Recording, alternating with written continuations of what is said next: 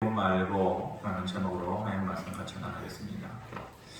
코로나의 위기가 끝나고 여러 측면에서 회복되는 모습들이 많이 있습니다.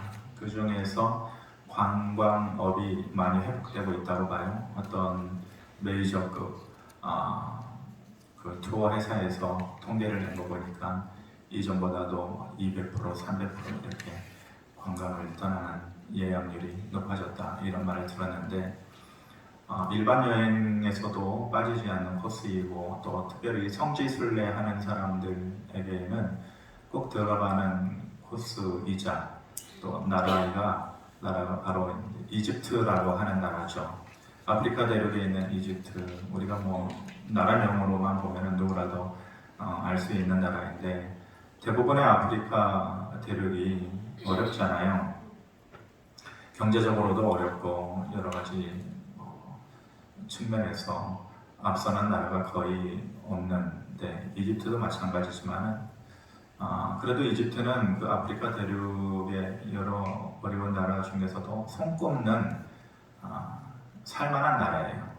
또 관광 대국이고 첫 번째 그림을 보면은 이집트가 유명한 게 뭐예요?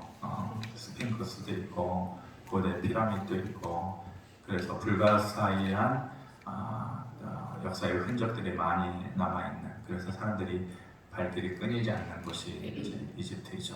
그래서 이집트는 관광으로 먹고 사는 나라일 뿐만 아니라 사람들은 흔히 그렇게 얘기하는데 석유 보유량도 꽤 돼요. 그래서 석유로도 원래는 좀 먹고 살만한 자원이 좀 풍부한 나라이고 그래서 괜찮은가 싶보다 그런데 실상은 그렇지 않아요. 실상은 이 이집트가 굉장히 지금 어려운 가운데 있죠. 세 가지 삼중고를 겪고 있다고 그래요. 첫 번째 어려운 것은 이미 우리가 잘 알고 있는 대로 3년 코로나 기간 동안에 관광이 모두 올스톱이 됐잖아요. 그것으로 먹고 살아야 되는데 그게 차단이 됐으니까 그것 때문에 이제 국가적인 재정도 그렇고 1인당 개인 GDP도 그렇고 이제 수치가 낮게 나오고 또 한 가지 어려운 것이 이제 러시아하고 우크라이나 전쟁으로 인해서 가장 직접적으로 타격을 받은 나라의 1순위가 바로 이집트예요. 왜냐하면 이집트는 곡물을 러시아하고 우크라이나, 밀이나 이런 것들을 수입을 하는데 거기서 이제 그 수입 경로가 차단이 되니까 어렵고 또 러시아 또 관광하러 오는 사람들이 우크라이나나 러시아 사람들이 굉장히 많이 부분을 차지하고 있대요. 근데 전쟁으로 인해서 그 사람들의 발길이 끊이니까 그것 때문에도 어렵고 또 한 가지는 이 어려운 시기에 좋은 지도자를 만나면은 힘들어도 버틸 수 있는 거죠. 그리고 때가 되면 다시 반등해서 기회를 잡을 수 있는데 이 이집트 대통령이나 지도자가 형편없다는 거예요. 엉뚱한 데에만 재정을 쏟아붓고 그래서 미래가 보이지 않는 그래서 여러 가지로 진퇴양난의 고비 앞에 있다. 두 번째 그림을 보면은 저게 한 몇 개월 전에 제가 찾아보니까 그 이집트의 현재 금리를 얘기하거든요. 우리나라 금리 기존 금리가 몇 프로인가요? 지금 3점 몇이죠? 근데 이집트는 10.5예요.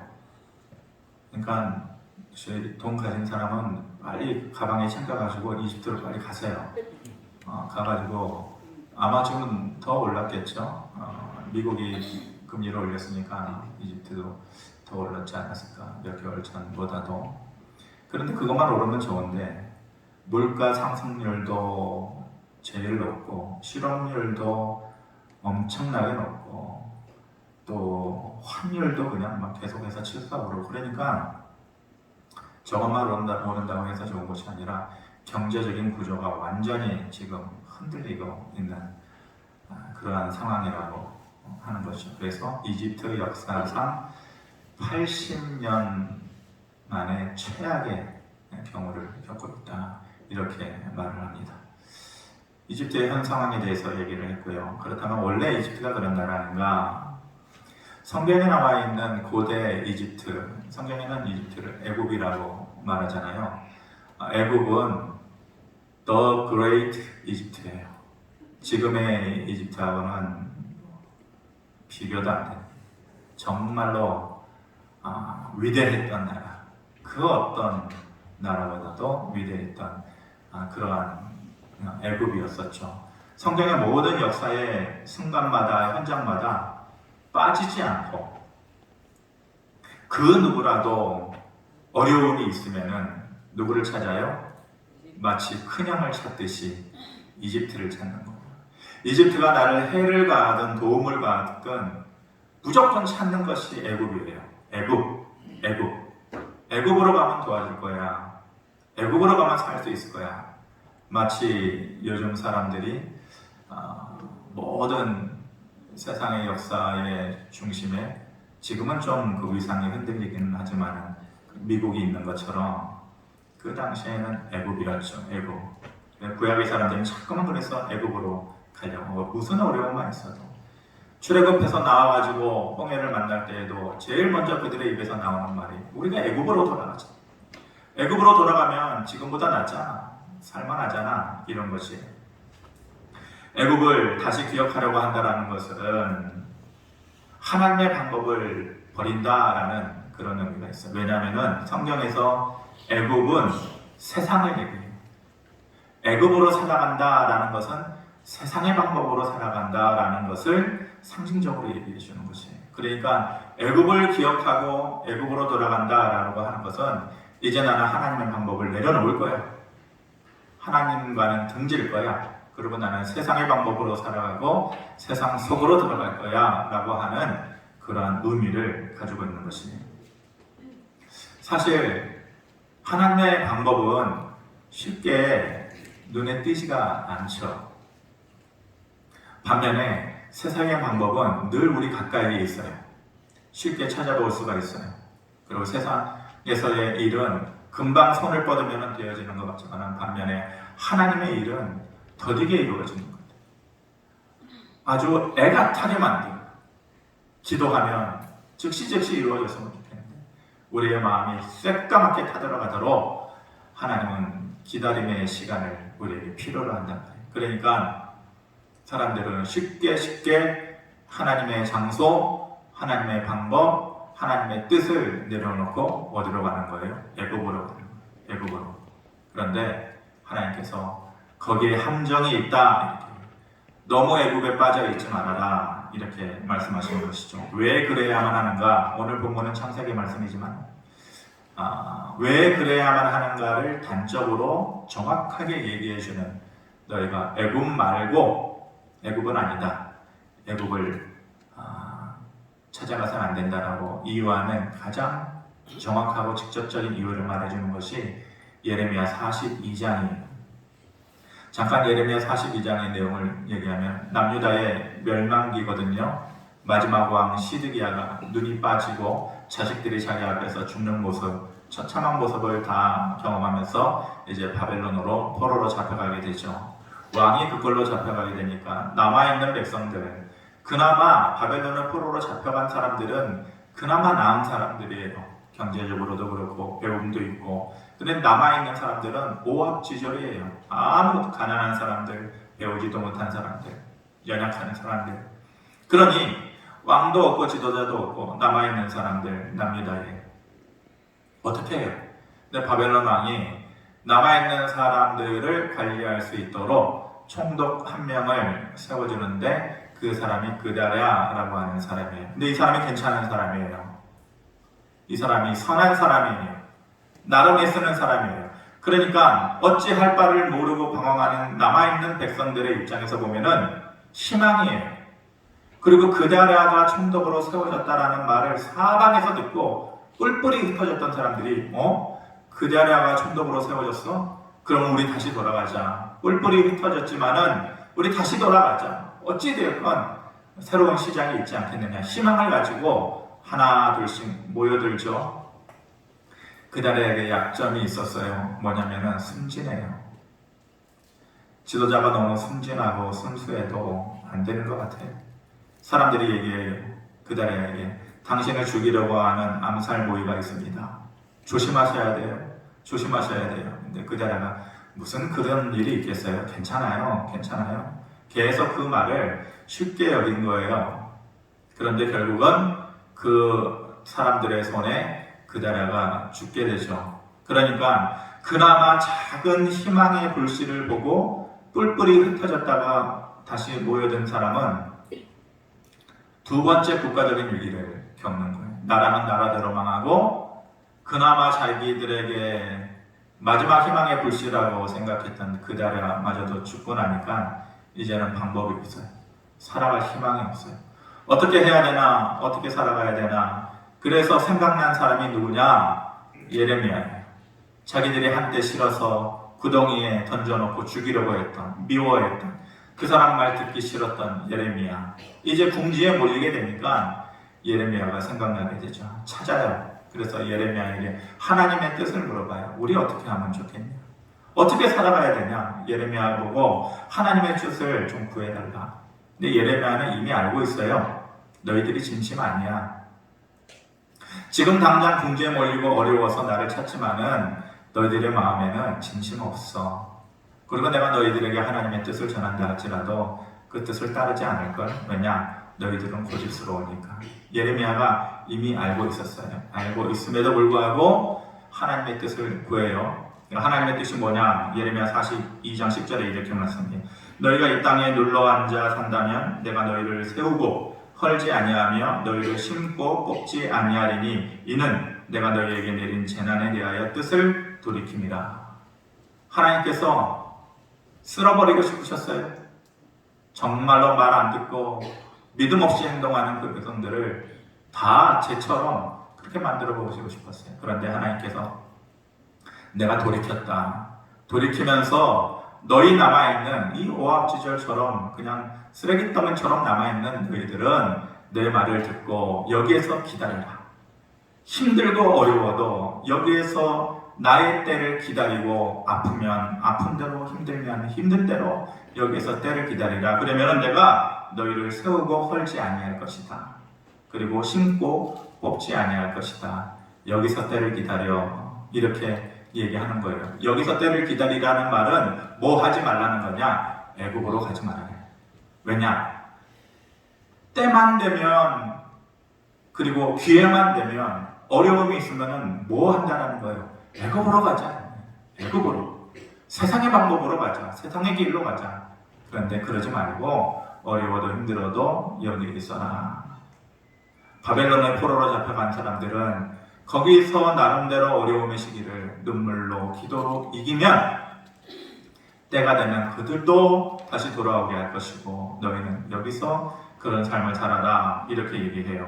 그러면서 15절에 예레미야 42장 15절에 보면 그래도 너희 중에 고집하는 자들이 있을 것이다. 이미 알고 있는 거죠. 예레미야는. 그래도 안 된다라고 말하는 사람이 있을 것이다. 어떻게든지 애국으로 돌아가자고 말하는 사람이 있을 것이다. 그랬더니 16절에 저는 이 16절을 보고 깨달음이 많았어요. 우리 한번 같이 읽어봅시다. 시작. 너희가 두려워하는 칼이 애굽 땅으로 따라가서 너희에게 미칠 것이요 너희가 두려워하는 기근이 애굽으로 급히 따라가서 너희에게 임하리니 너희가 거기서 죽을 것이라. 애굽으로 가면은 살 수 있겠다고 생각하는 거잖아요. 지금의 당장의 믿음과 하나님의 방법을 내려놓고 세상에서 가까이 잡을 수 있는 세상의 방법대로 살면은 그나마 살 수 있을 것이라고 믿는 것이잖아요. 애굽으로 왜 내려가는 거예요? 살려고 내려가는 거예요. 살려고. 하나님의 방법을 내려놓고 세상의 방법으로 살아간다는 것은 지금 당장 어떻게든지 어려움을 벗어나서 살아보겠다고 내려가는 건데 하나님께서 말씀하시기를 칼이 애굽 땅으로 따라가서 기근이 애굽으로 급히 따라가서 피하려고 가는 것인데 칼이 그곳으로 따라오고 너희가 원하지 않는 기근과 전염병이 그곳으로 따라갈 것이다. 누가 그렇게 하신다는 거예요? 하나님께서 그렇게 하신다. 인간의 생각은 사람의 생각은 그렇게 하면 살 것 같은데 아니다. 결국은 칼과 기근과 전염병과 전쟁이 그곳까지 따라가서 너희를 결국은 쓰러뜨릴 것이다. 이렇게 말씀하는 것이죠. 왜 애국이 안 되느냐? 지금의 시간을 믿음으로 이겨나가야 되는데 세상의 편한 방법으로 또 하나님의 방법을 내려놓고 그렇게 살아가려고 하니까 그렇게 된다는 것이, 너희가 원하는 평안과 성공이 아니라 반드시 칼이 뒤따르는 결과가 이를 것이다. 저 이 말씀을 준비하면서 제발 이 말씀을 귀 기울여서 들었으면 좋겠다. 예배드리는 모든 분들 하품하지 말고 제발 뼈를 때리는 말씀으로 들었으면 좋겠다. 너희가 살려고 가는 길이지만 그 길에 칼이 따라갈 것이다. 기근과 전염병과 전쟁이 따라갈 것이다. 오늘 본문이 이삭의 이야기예요. 이삭이 사는 땅에 흉년이 들었어요. 그러니까 이삭이 제일 먼저 생각하는 방법이 또 뭐냐? 애굽으로 가죠. 애굽으로 가면 거기는 나일강도 있고 풍요로운 곡식 창고도 있고 어찌됐건 애굽으로 가면은 살만하니까 굶어 죽지 않을 것 같으니까 애굽으로 내려가자. 그랬더니 하나님께서 아니다. 너는 애굽으로 가지 말고 애굽 말고 내가 너에게 지시하는 땅으로 가라. 이렇게 얘기를 해요. 창세기 26장 2절에 여호와께서 이삭에게 나타나 이르시되 애굽으로 내려가지 말고 내가 너에게 지시하는 땅에 거주하라. 지시하는 땅으로 가래요. 이삭의 마음에는 뭐가 좋아요? 애굽이 좋아요. 지금 당장 어려우니까 애굽으로 가면 굶어 죽지는 않을 것 같아요. 어떻게든지 살 수 있을 것 같아요. 그런데 하나님께서 그러지 말고 블레셋에 있는 그랄 땅으로 가래요. 블레셋에 있는 그랄 땅은 바로 옆에 있어요. 흉년이 들었으면 거기도 쉽지는 않겠죠. 그러니까 애굽으로만 가면 살 것 같은데 갈등이 있는 거예요. 그 마음 가운데에는 애굽이 있는데 하나님은 그러지 말고 내가 너에게 말하는 땅에 있어. 갈등이 되겠죠. 하나님의 말씀을 따르느냐 아니면 내 생각을 따르느냐. 내 생각에는 애굽이 좋은데 지금 당장 가면은 어떻게든지 살아볼 만하겠는데 여기 있으면 별 볼 일 없을 것 같은데. 이삭이 뭘 선택해요? 성경에서 이삭의 캐릭터는 뭐예요? 순종의 아들이잖아요. 순종의 아들. 자기의 생각에는 애굽이 좋지만 하나님의 뜻이 있겠지. 그렇게 하라고 하는 하나님의 계획이 있겠지. 그래서 그 땅에 머물러요. 블레셋 땅으로 가요. 아비멜렉 왕을 만나요. 그런데 거기서 이삭이 큰 실수 또 하나 하죠. 뭐냐 하면은 이삭의 아내 리브가가 참 이뻐요. 그러니까 그 땅에 가면은 이 애굽 그 블레셋에 있는 사람들이 자기 아내를 빼앗아 갈까봐 누이라고 속이죠. 아버지 아브라함이 했던 똑같은 실수를 지금 반복해서 하고 있는 것이에요. 하나님께서 그 땅으로 가라 하셨으면 하나님의 뜻이 있겠지. 그럼 어떻게든 하나님께서 살려주시겠지. 나를 죽이려고 그 땅에 보내시겠어? 그런 믿음이 있어야 되는데 어떻게든지 그 위험 가운데에서 자기의 인간적인 머리를 굴리는 것이죠. 그래서 누이라고 속여야지. 그러면 괜찮겠지. 그러다가 몰래 자기 아내를 안고 있는 사랑하는 모습을 들키는 거죠. 그래서 아비멜렉 왕이 기분이 좋았을까요? 이삭은 한 개인이고 아비멜렉은 한 나라의 왕이에요. 그러면 자기에게 와서 거짓말을 한 사람, 그리고 지금이야 법이라는 테두리가 있습니다. 그때에는 왕이면 최고잖아요. 지금은 대통령도 별 볼 일 없어요. 대통령도 하고 싶은 대로 못하고 뭐 눈치 봐야 되고. 그런데 왕은 안 그렇죠. 왕정시대는 어찌되었건 힘이 있으니까. 잘못은 이삭이 했어요. 죽을 죄를 지었어요. 속였어요. 그런데 두려움을 누가 느껴야 돼요? 이삭이 느껴야 됩니다. 왕 앞에서 속인 자, 거짓을 말한 자, 그래서 죽음의 위기에 빠져야 되는 자는 이삭인데 오히려 아비멜렉 왕이 두려워해요. 이상한 일이죠. 아비멜렉 왕이 너 왜 나 속였냐? 자칫 잘못하면 우리가 실수를 할 뻔했다. 실수를 할 뻔했다라는 것이 너의 아내를 취할 뻔했다 이거죠. 이삭이 무서워서 그랬겠어요? 아니 왕이 뭐가 이삭이 무서워요? 그 뒤에 있는 하나님이 무서워서 그랬겠죠. 그래서 두려운 마음으로 앞으로 절대 누구라도 리브가를 건드리지 말아라. 그렇게 얘기하죠. 이삭이 생각했겠죠. 잘못은 내가 했는데, 실수는 내가 했는데, 죽을 뻔한 고비는 내가 겪고 있는데 왜 두려움은 아비멜렉이 겪지? 이상했겠죠. 상황이 좀 이상했겠죠. 또 그뿐만이 아니에요. 12절에 보면 이삭이 그 땅에서 농사하여 그 해에 100배나 얻었고 여호와께서 복을 주셨다, 이렇게 얘기하죠. 이삭 자체는 치열하게 사는 사람 아니에요. 이삭이 이 시대에 살았다면 아마 도태되는 사람이었을걸요. 이삭은 성공하지 못하는 사람이에요. 왜냐? 이 시대에 어울리는 사람이 아니에요. 치열한 사람이 아니에요.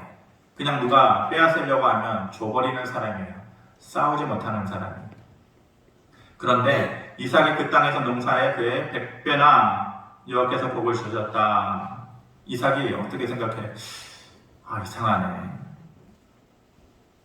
내 생각대로는 이 땅이 아닌 것 같았다고 생각을 했는데, 근데 하나님의 말씀대로 순종하면서 그냥 이 땅에 머물러 있었을 뿐인데 참 이상하게 돌아가네. 잘못은 내가 했는데 오히려 다른 사람이 두려워하고, 나는 그렇게 치열하게 얻으려고 애쓰는 삶을 살지는 않았는데 이곳에서 100배나 결국은 큰 거부가 되게끔 하셨다. 뭘 느꼈을까요? 만약 내가 그때에 애굽으로 갔었다면 어땠을까? 근근히 먹고는 살았겠지. 근데 지금처럼 되었을까? 그런 생각 안 했겠어요? 그러면서 하나님께서 그때 애굽 말고를 나에게 얘기하셨던 이유가 이거구나. 그때 당시에는 내가 애굽으로 가서 세상의 방법, 세상의 뜻, 세상의 방향으로 살면은 어떻게든지 살 수 있을 것 같았는데 하나님의 뜻이 여기에 있었구나. 내가 그것을 취하지 않고 하나님께 순종하고 말씀대로 순종하면서 살았더니 하나님께서 내 상황을 이렇게 돌아가게 하셨구나. 나는 부족한데도 하나님께서 채워주시고 내 실수는 덮어주시고 내가 얻을 수 없는 능력 그 이상의 것을 하나님께서 내가 허락해 주시는구나. 그 정도 생각하지 않았겠어요? 이삭이? 구약의 가장 핵심적인 나라와 장소는 애굽과 또 광야예요. 구약에서 가장 핵심적인 장소, 애굽이라는 곳과 광야. 광야라는 곳에서는 하나님의 손길을 만나요. 하나님의 기적과 은혜를 만나요. 그런데 애굽은 반대예요. 그것과는 반대. 세상을 대표하는 것이에요. 끊임없이. 그런데 사람은 광야로 가려고 하지 않고 애굽으로만 가려고 하는 것이죠. 세상의 방법을 선택하고 그 방법대로 살아가려고 하는 것이죠. 아픔과 기다림이 없는 지금 당장 편한 방법으로 믿음 생활하면서 아픔 없이 살아가는 사람, 또 눈물 없이 살아가는 사람, 저는 그거 은혜라고 생각하지 않습니다. 그 행복이라고 생각하지 않습니다. 그리고 너무 많은 것을 가지고 있어서 그것을 다룰 줄 모르는 사람도 그게 복이라고 생각하지 않습니다. 우리는 세상을 사는 우리들의 생각을 좀 고쳐야 돼요. 믿음 생활하는데 모든 것이 편안하다. 편안하면서 감사하고 있나요? 그렇지 않고 믿음에서 멀어지고 안주하고 이렇다면은 그것이 하나님께서 주시는 은혜가 아닐 가능성이 큰 것이에요. 아픔과 기다림이 없는 편한 방법으로 세상으로 나아가려고 하는 마음을 멈추셔야 돼요. 혹시 오늘 이 말씀을 들으면서 그런 분이 있다면 정말로 귀 기울여서 들으시기 바랍니다. 지금 당장 내가 아파요. 지금 내가 당장 힘들어요. 그런데 내 눈앞에 보이는 것은 애굽이에요. 늘 마음속에 애굽이 있어요. 손만 뻗치면 애굽이 잡히려고 하고 그 애굽으로 가면은 당장은 먹고 살 것 같아요. 어려움을 피할 것 같아요. 그런데 하나님은 애굽 말고 거기서 눈물 흘리고 거기서 아픔의 시간을 가져라. 그러면 내가 너를 회복시켜 줄 것이다. 이삭처럼 그렇게 말씀하시는 것이죠. 결론을 맺겠습니다. 아까 예레미야 42장 얘기로 돌아갑니다. 사람들이 다급해서 예레미야에게 물었잖아요. 어떻게 하면 좋을까요? 그랬더니 예레미야가 너희가 여기서 눈물 뿌려라, 기다려라. 그러면은 여호와께서 너희를 심고 뽑지 아니할 것이다, 회복시켜 줄 것이다. 이렇게 얘기했잖아요. 그러면 백성들이 아, 그런가요? 우리는 애굽으로 내려가려고 했는데 여기에서 머물러서 있으라면은 그렇게 하겠습니다. 그렇게 해야 되잖아요. 왜요? 자기들이 물었잖아요. 아쉬워서 물었잖아요. 하나님의 뜻대로 살겠다고 물은 거 아니에요? 근데 예레미야의 입에서 그들이 기대했던 말은 그래, 지금 당장 어려우니까 너희 애굽으로 내려가라. 7년만 거기 살다가 다시 돌아오라. 이 말을 기대했겠죠. 그런데 믿음 생활은 내가 기대한 것을 얻어내는 게 아니에요. 하나님께서 말씀하시는 것에 내 생각을 맞추는 거예요. 퍼즐 조각 하나 빠져 있는 거에 내 생각과 내 뜻을 거기다 껴 맞춰서 맞추는 거예요. 내 퍼즐 조각은 조그만한 거 하나인데 이것을 고집하고 이것대로 하려고 나머지 99개의 퍼즐 조각을 다 엉망으로 만들어 버리는 그런 어리석은 삶을 살아가는 것이 우리들의 모습이에요. 그들이 그렇게 물었잖아요. 그러면은 마음에 들지 않죠. 애굽으로 가고 싶은데 가지 말라고요?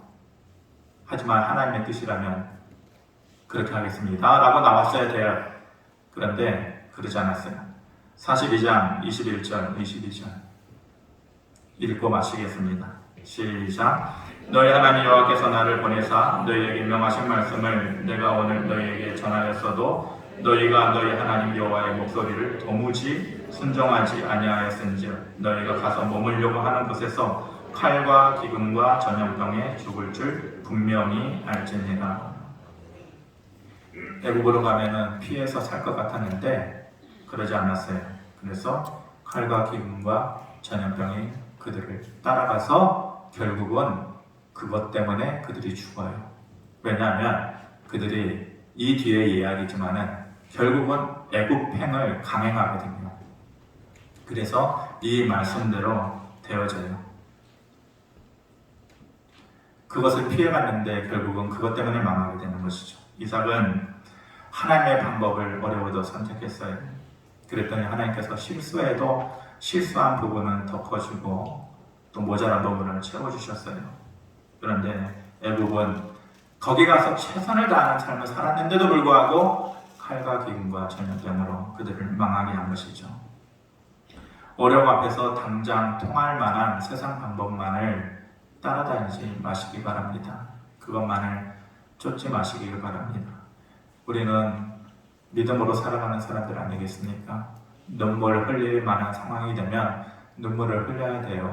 고집 부리지 말고 목에 힘주지 말고 눈물을 흘릴 때는 눈물을 흘려야 되고 기도해야 된다라고 하나님께서 말씀해 주실 때에는 기도해야 되고 그리고 정직함으로 살아야 되고 이간질하지 말고 정직하게 하나님 앞에서 내가 온전히 서 있는가 내 자신을 돌아볼지라 해야 되고 마지막으로 애굽 말고 하나님의 뜻을 구하는 저와 여러분들 되기를 바랍니다. 아버지 하나님, 누구라도 애굽은 쉽습니다. 눈앞에 보이고 손뻗으면 잡힐 듯하고 그렇게 하면 살 것 같고 그런데 하나님은 아파라 하십니다. 눈물 흘리고 기도하라 하십니다. 그리고 기다리라 하십니다. 그러면 때가 되면 너희를 회복하리라 말씀하십니다. 애굽을 쫓아갔던 자들은 피해갔지만 칼이 그들을 따라왔습니다.